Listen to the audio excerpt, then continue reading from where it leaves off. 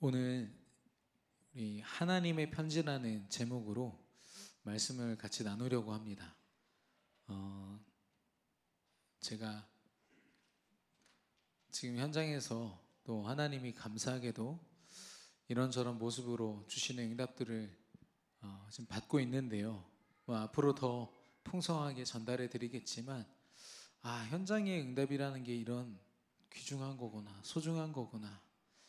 물론 그동안에도 열망하고 갈망하고 원했지만 하나님이 차분차분 하나씩 하나씩 보여주시는데 너무너무 힘있고 감사하고 또 의미 있다. 이렇게 하나님이 그 은혜 속에 저를 두셨습니다. 그래서 앞으로도 증인으로 서겠지만 오늘 하나님이 우리에게 칠병이어와 같은 그런 기적으로 함께 하시겠다고 분명히 말씀하시고 현장에 관심 가지라고 말씀하셨단 말이죠.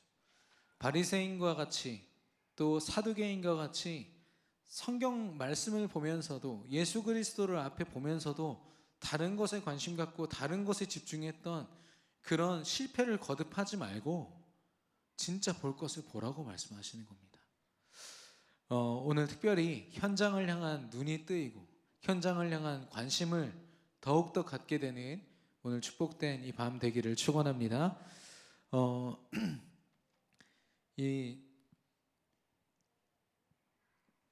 어제 오늘 여러 우리 또 렘넌트들도 만나고 현장에서 또 중직자분들도 만나고 결국에는 하나님이 허락하신 현장에 대한 고민이더라고요. 둘 중에 하나입니다. 현장을 어떻게 해야 될지에 대한 고민이거나 현장에서 내가 어떻게 살아가야 될지에 대한 고민이었어요. 주로 우리 렘넌트들은 미래에 대한 불안함은 기본적으로 탑재를 하고 있는 것 같아요. 학업이든 전문성이든 달란트든 뭐든. 그러다 보니까 우리 학부모님들도 우리 렘넌트들의 달란트를 찾아주려고 정말 부단히 노력하시는 것도 보게 됩니다. 너무나도 귀중한 사역들이고요. 또 우리 중직자분들과의 대화에서는 이분들이 정말로 전도하고 싶어 하시는구나. 주변에 그 불행한 일을 당하거나 불행 가운데 있는 그들을 보면서 일단 우리 중직자분들, 산업인들, 우리 전문인들이요 살려야 되라는 생각을 꼭 하시더라고요. 중요한 건 뭐냐? 살릴 힘이 없다는 거. 살릴 만한, 그에게 다가갈 만한 그런 발걸음조차도 사실 여러 가지로 힘들다라는 거 좀 이렇게 보게 되었습니다. 여러분은 여러분 자신에 대한 결론을 어떻게 가지고 계신가요? 제가 지난주에 그 갑과 을 칠판에다 써놓고 얘기했더니 잘 못 알아들으시더라고요. 제가 너무 어렵게 표현을 한 건지 뭔가 더 다른 위치에 있다라는 것을 설명하기 위하여서 이제 갑이라는 단어를 썼는데 성경적으로 쓰려고 합니다. 정복자라는 단어. 제가 어제 오늘 모든 현장에서 계속 이야기하고 다녔어요. 하나님이 인간을 창조하실 때 5일 동안 다른 것들을 다 창조해 놓으시고 여섯째 날에 인간을 창조하셨단 말이죠. 그건 왜 그렇습니까? 정복하고 다스릴 이 모든 것들을 하나님이 창조해 놓으시고 야, 너 이거 꼭 해야 된다. 일로서 맡기신 게 아니라 선물로 주신 거예요. 네가 정복자야. 네가 나 다음으로 높으니까 네가 다스려. 내가 너한테 선물로 줄게. 물론 성경에 쓰여 있지 않지만 저는 하나님이 약간 흥분하지 않으셨을까? 왜냐하면 선물 주는 사람 마음이 그렇잖아요. 막 준비하실 때 하나님이 그 사랑하는 인간의 모습을 떠오르시면서 이거 선물로 주려고. 근데 그 인간이 하나님의 사랑을 망각한 채, 은혜를 망각한 채 창세기 3장에 하나님의 말씀을 거역하는 죄를 짓고 하나님 떠나지 않았습니까? 모든 정복의 권세를 다 잃어버린 채 사단 앞에도, 사단도 원래 인간 앞에 무릎 꿇는 존재였습니다. 근데 이젠 사단의 종노릇하는 존재. 사주팔자 운명이 도대체 뭐길래 거기에 완전히 붙잡혀가지고 절대 벗어날 수 없는 존재가 돼버렸어요. 우리도 그런 존재였습니다.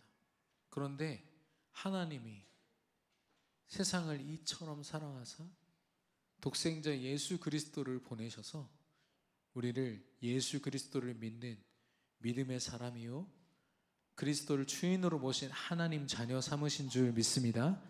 예, 우리가 그 축복 속에 있거든요. 근데 중요한 건 뭐냐? 창세기 1장 28절 정복하고 다스리는 축복이 우리가 그리스도를 믿는 그 순간에 동시에 회복되었다라는 거. 그 말은 뭡니까? 여러분에게 하나님이 주실 모든 선물들이 이미 다 준비되어 있는 새로 여러분을 앞으로 너 공부 열심히 하고 너 돈 많이 벌고 네가 좀 헌신 많이 하고 착한 일 많이 해서 내 마음에 들면 내가 너 정복자로 좀 쓰게 해줄게. 이런 신천지 같은 하나님이 아닙니다. 예. 얼마나 악랄한 조직인지 몰라요.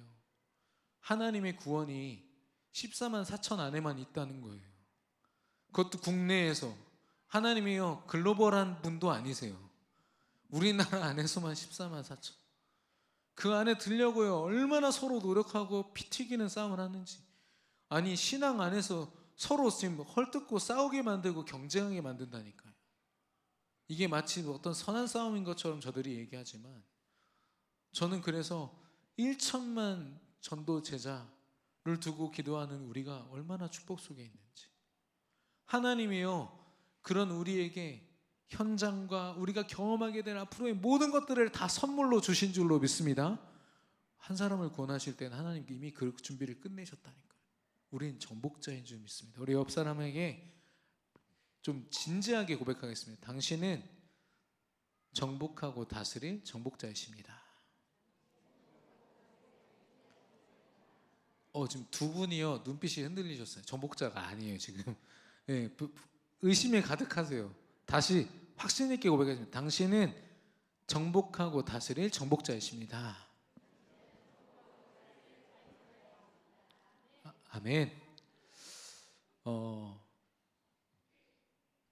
엊그저께 제가 이렇게 뉴스를 보다가 어떤 되게 저명한 뇌과학자가 논문을 썼는데 그 내용이 뭐냐면 굉장히 충격적이었습니다.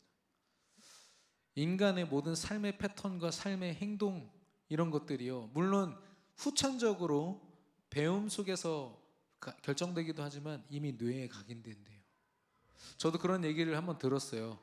그 아이들을 키우는 어떤 집에서 특별히 둘째인가를 키울 때 집에 진짜 돈이 없어가지고 부녀를 제때 못 먹였대요. 그러니까 둘째가요 굉장한 음식에 대한 욕심이 어마어마하다고 그러더라고요. 이게 우리 렘넌트 얘기입니다. 근데 그게 그 실제 연구에서 드러난 거예요. 뭔가 결핍된 상태가 이 2살짜리 아이한테요 딱 각인된 순간 그게 그의 삶 속에 딱 적용되는, 그걸 각인이라고 하지 않습니까? 아, 그렇게 무서운 거구나. 근데 이 뇌뿐이겠어요? 영혼에 각인된 건 영원하거든요. 우리 렘넌트들이요 처음부터 하나님이 나를 정복자로 부르셨다라는 그 시작점에서 시작을 해야 되는데 나한테 이것도 필요하고 저것도 필요하고 아직 서밋이 되려면 멀었어 내 점수를 봐. 이미 정복당하는 자의 자리에 서서 자신을 바라보고 있는 거예요. 많은 산업인들, 많은 전문인들, 많은 믿음 가진 이 산업인들이 경제와 환경과 만남과 주변 사람과 그렇게 환경을 신경 쓰지 말라고 말씀이 아무리 나와도요 그 속에 있는 나를 보게 되는 거예요. 내 인생에 얼만큼 성취를 했는지, 얼마나 보람찬 하루를 보냈는지, 이런 감정들, 생각들이요 한데 뭉쳐져 가지고요 온전한 나를 정복자로 하나님이 세우시고 파송한 나를 보지 못하게 만드는 거죠. 여러분 지금 눈이 퀭해지셨어요. 이해가 되십니까 지금? 우리의 시작이요 정복자로서의 시작이 되기를 축원합니다. 정복자가 아니라 정복당하는 자면요 당장 우리가 말하는 고백이 뭔지 아십니까? 제가 무슨 전도를 해요? 라고 나와요. 내가 내 코가 석자인데 지금 누구한테 정복 당하기도 바쁜데 내가 누구를 지금 정복하고 다스립니까? 아무리 하나님이 현장을 보여주셔도 그렇게 얘기하잖아요. 막 전도 막 하려고 하지 말고 막 진짜 막 피 철철 흘리면서 죽어가는 사람 앞에 앉아 있으면 그때 복음 전해라. 맞습니다. 하나님 그런 사람 붙이실 거거든요. 근데 더 중요한 건 뭐냐? 그런 사람들이 질비한데도 왜 못 전할까요? 왜 못 전하죠? 우리가 훈련을 덜 받았습니까? 30년 받았는데. 우리가 뭐가 부족하죠? 돈이 없어서 그런가요? 불신자들한테 떳떳할 만한 어떤 조건이 아직 충족이 안 됐나요? 우리가요, 정복자로서의 우리의 정체성을 계속 의심하고 다른 방향으로 방향을 잡고 다른 노력을 하고 있는 겁니다. 감사하게도 저도 마찬가지였기 때문에 이렇게 말씀드릴 수 있는 것 같아요. 하나님이 오늘부터라도 다시 시작하라고. 여러분, 정복자의 자리에 서니까요, 이 사모늘이라는 노트는요 되게 귀찮게 적는 그런 기록이 아닙니다. 하나님이 나를 한 지역과 현장을 정복하는, 그 속에서 하나님의 뜻과 계획을 정복자로서 발견하는 그 세밀한 응답을 받을 수 있는 어마어마한 작품으로서 기록되고 있는 거 있죠. 이번 주에 우리 40일 집중하는 오늘을 누리는 집중 캠프 있잖아요. 거기에 실제 사모늘 속에서 응답받는 우리 성도님들, 우리 청년들이 증인으로 섭니다. 그동안 참여 안 하셨어도 참여해 보세요. 진짜 하나님이 얼마나 절묘한 응답들을 주시는지. 제가 오늘 우리 렘넌트 한 명이, 찬웅이가, 박찬웅, 우리 렘넌트가 갑자기 군대 가게 됐습니다. 주일에 인사드리겠지만 26일에 그 논산 훈련소로 가거든요. 근데 그래서 이제 만나가지고 급하게 제가 필요한 말들을 전달해주고 이렇게 기도를 했는데, 제가 그 일정도 적어놨거든요. 제 사모늘에다가 박찬웅 만나기, 무슨 말씀을 전할까, 정복자 옆에 또 적어놨어요. 군대 정복자로 가라 이렇게 전달했는데, 우리 찬웅이가 찬웅이를 두고 이제 기도하고서 그렇게 나가는데, 제가 기도했다고 했잖아요. 제가 밟는 모든 현장을 두고 기도한다고 했는데, 그 문에 주기도문이 영어로 적혀 있는 거예요. 카페에, 한남대 옆에 있는 카페였는데. 그래서 제가 사장님한테 교회 다니십니까? 그랬더니 어떻게 아시니? 제가 주기도문도 모르겠습니까? 이렇게 얘기했더니 너무 반가워하시는 거예요. 그래서 제가 잠깐 나갔다가 찬웅이만 이렇게 배웅해주고 다시 들어와가지고 혹시 전도하고 싶지 않으세요? 라고 여쭤봤어요. 그랬더니 아유 당연히 하고 싶죠 라고 하더라고요. 이렇게 예쁜 카페도 있고 사장님이신데 얼마든지 할 수 있지 않겠습니까? 근데 제가 뭐 이런저런 얘기를 하시더라고요. 그래서 이 장소를 좀 빌려주실 수 있습니까? 그리고 전도되면 사장님이랑 같이 전도되면 사장님 교회로 보내드릴게요. 그랬더니 엄청 좋아하면서 다음 주에 또 만나기로 했거든요. 왜냐? 저의 일정 속에서 만나는 모든 만남, 제가 찬웅이 때문에 찬웅이에게 좀 그래도 맛있는 커피 대접하고 싶어서 카페를 찾다가 거길 찾았지만 하나님이 그곳으로 나를 보내신 거죠. 왜냐? 나는 정복자니까요. 하나님의 계획 속에 있는 자니까요. 그래서 그 만남조차도요 그냥 보낼 수 없는 겁니다. 이제는 제가 누구라도 이렇게 변했어요. 예전 같으면 귀찮다 여러 가지 생각들이 들었을 텐데, 이제는 약간의 어떤 좀 기분 좋은 책임감이랄까요? 하나님이 다 맡기신 것 같은데, 이 사람도 찔러보고 저 사람도 찔러보고, 그 밖에도 많은 일들이 있었습니다만은 나중에 차차 전달하기로 하고요.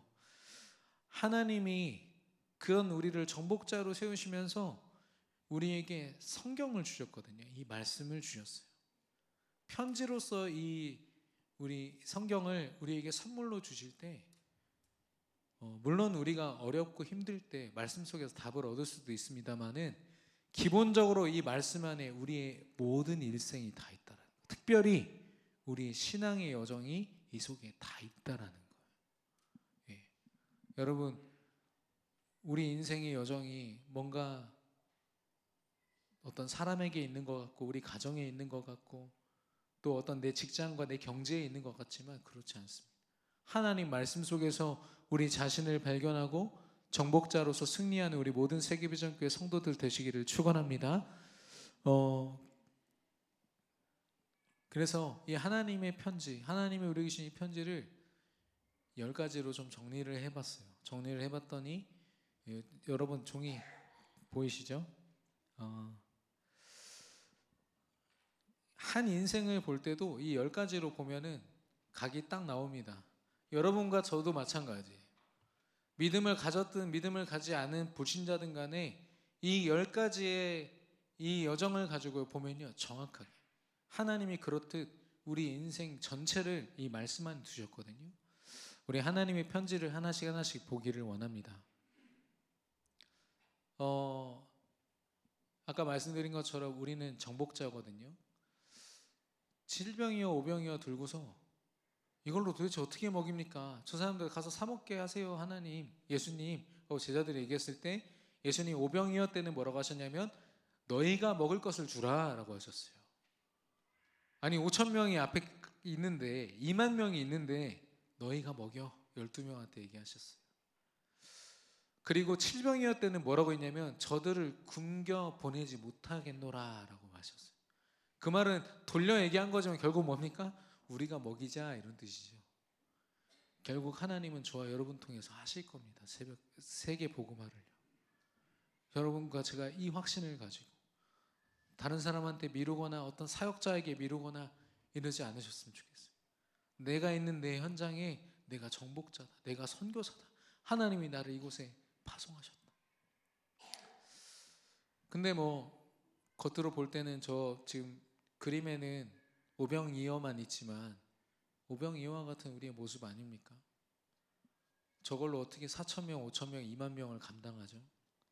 벌써 세계복음화만 생각해도 아직 꿈도 안 꿔지는 랩런트들도 많다고 하더라고요. 왜냐? 현실이 내가 너무 연약하니까요.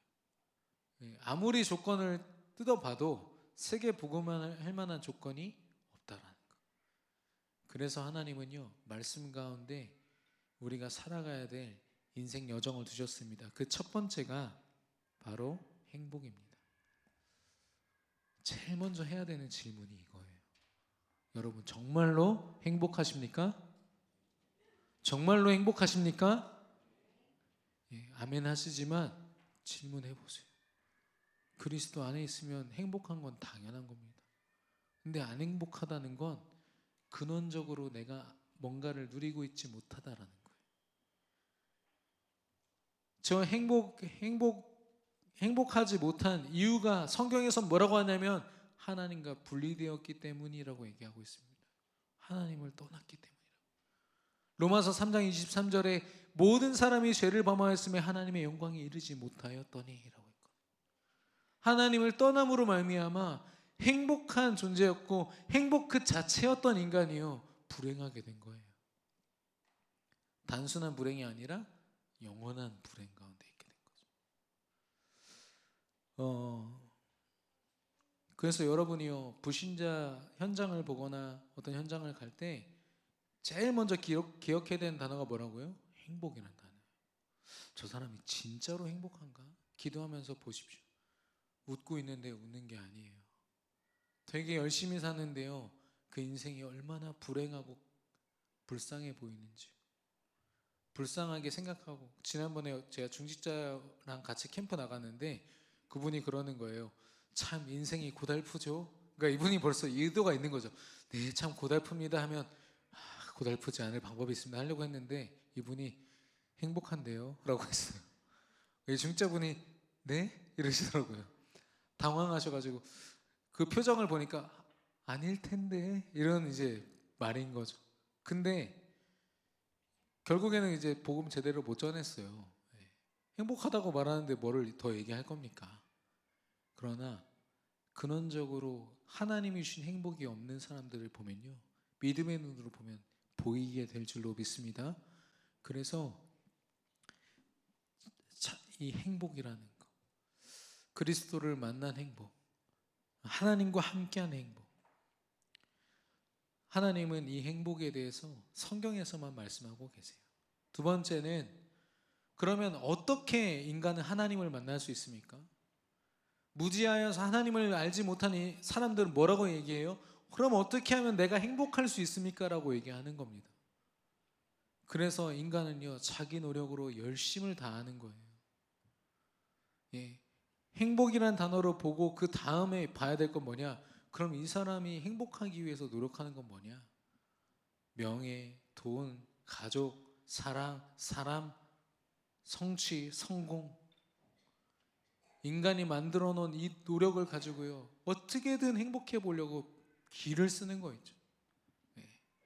그러나 인간은 이미 죽은 영이기 때문에 하나님과 절대 만날 수 없고 그 하나님과 만날 자격조차 없으며, 그래서 여전히 영원히 불행한 상태 속에 있다라는 겁니다.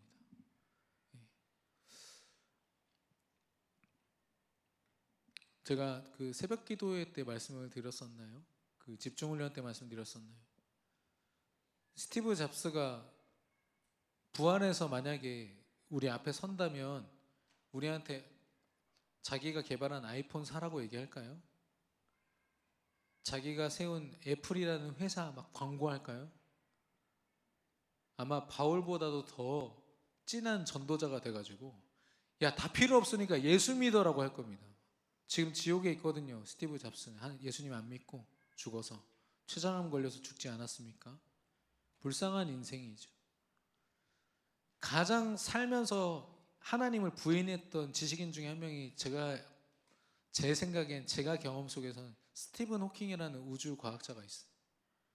자기가 누게릭병을 안고 났기 때문에 신이 어떻게 나를 이렇게 창조해낼 수가 있냐, 신은 없다, 하나님 절대로 없다, 이렇게 얘기했거든요.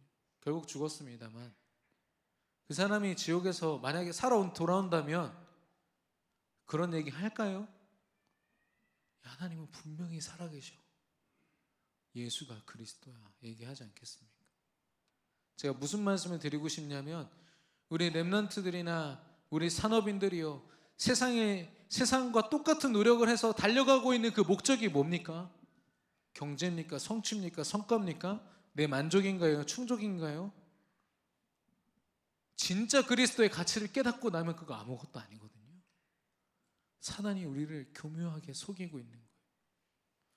정복자기 때문에 정복자로서의 그 응답을 향해서 가는 전문성, 산업, 경제가 아니라 아직 정복할 수 없기 때문에 노력하고 열심히 해야 되는 존재로 속이고 있는 거죠. 인간은 절대로 원죄에 대해서 알지 못합니다. 하나님을 떠난 이 불행에 대해서 알지 못하기 때문에 아무리 노력해도 하나님을 만날 수 없다는 거죠. 그러면 하나님의 방법은 무엇입니까?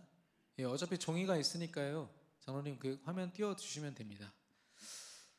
요한복음 14장 6절에 내가 곧 길이요 진리요 생명이니 나로 말미암지 않고는 아버지께로 올 자가 없느니라. 그런 인간의 노력과 불행함을 아시고 하나님께서 직접 움직이신 방법이 바로 오직 예수 그리스도이신 줄로 믿습니다. 모든 재앙 저주 근본 하나님을 떠난 문제를 완전히 해결하시고요, 그리스도가 우리를 구원하신 줄 믿습니다. 그래서 예수 그리스도 그 언약을 믿는 믿음으로 말미암아 우리가 구원받았고, 구원받은 우리에게 이제는 하나님이 함께 하시는 거죠. 온전한 행복이 회복된 겁니다. 그런데 예수 그리스도를 우리가 깨달았음에도 불구하고 많은 신앙인들, 많은 렘넌트들, 많은 전도자들이요, 여전히 다른 방법으로 신앙생활을 하고 있다는 거예요. 그래서 하나님이 우리에게 주신 믿음이 뭐냐? 오직 예수의 믿음입니다. 우리가 오해를 하면요, 선행도 베풀어야 되고 교회 안에서 이것저것 좋은 일들도 해야 되고 율법과 신비와 여러 가지 가치 있는 것들을 가지고 예수님을 오직 길이 아니라 여러 방법 중에 하나로 여기게 만드는 겁니다. 그래서 이것저것 교회 안에서조차도 오직 예수라고 말은 하면서도 사람 의지하고 이거 의지하고 저거 의지하다가 여기 상처받고 저거 상처받아서 결국에는 이 신앙생활이 완전히 틀어지도록 만드는 거죠. 우리에게 길은 오직 예수밖에 없는 줄로 믿습니다. 왜냐하면 오직 예수 외에는요 사단을 이길 존재가 없어요.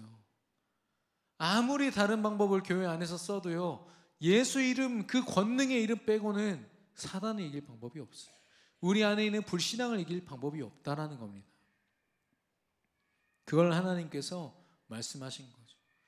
멸망받는 자와 오직 예수 앞에 선 구원받은 자의 그 축복이 확연하게 드러나도록 하나님 말씀하신 겁니다.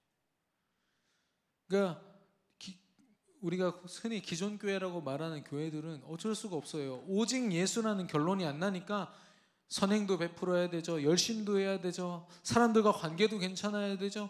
절대로 문제가 있으면 안 되는 겁니다. 성공도 해야 되고. 얼마나 많은 조건들이 신앙생활에 있는지. 근데 우리의 조건은 딱 하나, 오직 예수 그리스도이신 줄로 믿습니다. 그래서 이제는 오직 예수로 우리가 확신되기를 원하지.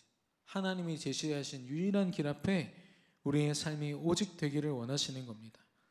그래서 요한일서 5장 11절 13절 보면 아들이 있는 자에게는 생명이 있고 아들이 없는 자에게는 생명이 없느니라. 여기서 말한 생명은요 생명, 그리스도의 생명이기도 하지만 생명력입니다. 살아낼 수 있는 힘. 교회 안에서도요 생명을 가졌지만 생명력 없는 성도들이 많아요. 렘넌트들 많다니까요. 왜 그렇습니까? 성령 하나님께 내 인생 맡기지 못해서 확신이 없는 겁니다. 아니 믿을 만한 사람이어야 내 인생을 맡기든지 내 돈을 맡기든지 하지 않겠습니까? 하나님이란 존재가 내 인생을 맡길 만한 분이 아닌데 어떻게 맡기겠어요? 그러나 하나님을 향한 확신이 우리에게 있는 그 순간 우리는 하나님께 우리의 삶을 드리게 되어 있습니다. 그래서 구원받은 자로서의 생명을 누리고 모든 것에서 모든 재앙, 저주, 사망, 지옥의 권세에서 해방되는 축복을 누리고 복음을 증거하고 기도 응답을 누리며 사단이 결박되는 특권을 누리는 구원받은 자로. 그러나 우리의 삶의 방식은요 성령 인도받는 겁니다. 복음 안에서요. 그래서 진짜 확신 있는 사람은 인생을 올인합니다. 어디에 올인하냐? 복음과 성령 인도하심에 올인합니다. 여섯 번째로 변화인데요. 이 확신을 가지고 있는 사람에게 당연하게 일어나는 일들입니다. 그 안에 있는 모든 불신앙과 하나님과 멀어져 있던 각인뿌리 체질을 하나님이 다 거두어 가시는 거죠. 그게 온전한 치유인데요. 먼저 주인이 바뀝니다. 호적이 바뀌어요. 사단을 섬기던 한 존재가 이제는 하나님을 섬기고 하나님 나라에 속한 자가 될 뿐 아니라 그 신분이 바뀌어서 하나님 자녀로, 그 상태가 바뀌어서 영, 육, 혼 모든 것들이 하나님을 섬기고 하나님 나라를 위하여 달려가는, 하나님이 주신 절대 목표 세계복음화를 위해서 달려가는 그런 존재가 되는 겁니다.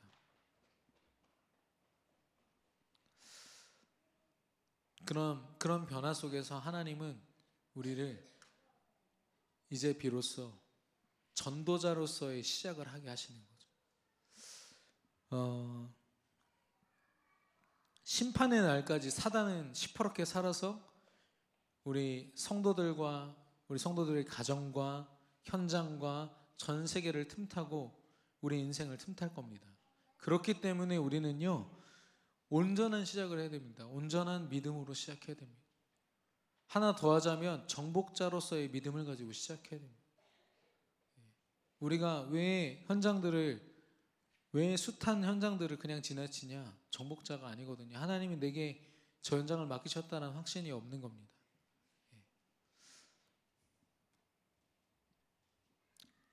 그래서 이 시작을 할 때요, 여러분과 제가 점검하는 방법이 되게 쉬운 게 하나 있습니다. 여러분 이렇게 동그라미 안에 의자 모양 있죠? 그 그림. 거기에 누가 주인으로 올라가 있는지, 마음의 보좌에 누가 주인 되어 계시는지 확인하면 돼요. 거기 내가 올라서 있다, 그 절대 시작하시면 안 돼요. 학업이든 뭐든 절대 안 됩니다. 그러나 십자가 예수 그리스도가 거기에 그 자리에 앉아 계시다, 뭘 해도 상관없어요. 어떤 도전을 해도 상관없습니다. 하나님이 지키시고 인도하시니까. 그런 시작을 하는 우리에게 하나님은 권능을 허락하사, 저희 골리앗 앞에 선 다윗 아닙니까? 근데 저 다윗이 싸운 저 싸움도 스피리추얼 워페어, 영적 싸움, 영적 전쟁이거든요. 우리의 삶이 그렇습니다.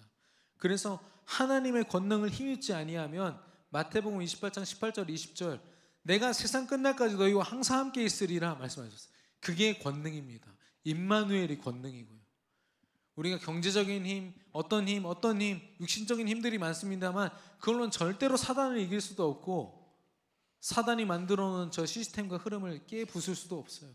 그러나 하나님이 우리와 함께 하시고 역사하신다면 우리는 반드시 승리하게 될 줄로 믿습니다. 그 권능을 이야기하는 거죠. 이 권능을 체험한 우리가 이제 할 건 뭐냐? 기도밖에 없어요. 기도는 뭐냐? 확신을 가진 자가 권능을 가지고 기도하기 때문에 반드시 응답하십니다. 어떤 모습으로든. 그걸 과학이라고 하죠. 인풋이 있으면 아웃풋이 있는 것, 원인이 있으면 결과가 있는 것. 믿음 가진 자가 기도했기 때문에 하나님은 어떤 모습으로든 반드시 응답하실 줄로 믿습니다. 그게 영적인 과학이에요. 누가복음 11장 13절에 보니까 그 불의한 재판장도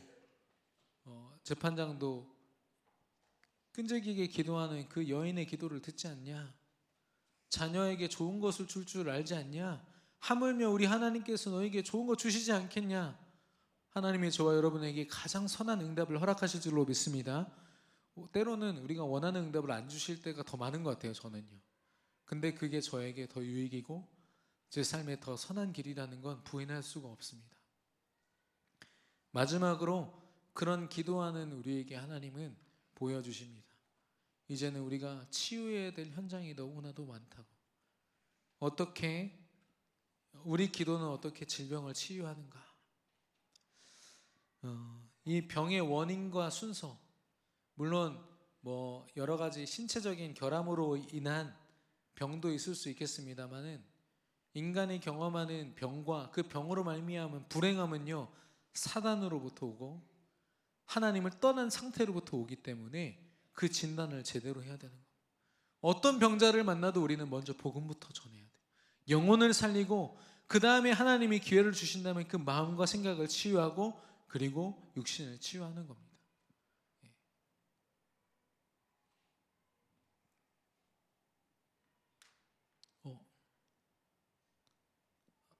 잠시만요. 한 가지가 좀 빠졌는데 여기 지금 현장 치유라고 되어 있죠. 우상 숭배, 악몽, 불안, 귀신 제사, 마약, 약물, 연약함, 정신질환, 불치병, 에이즈, 이게 실제 우리 삶 속에 만나는 영적 문제들이요 질병들입니다.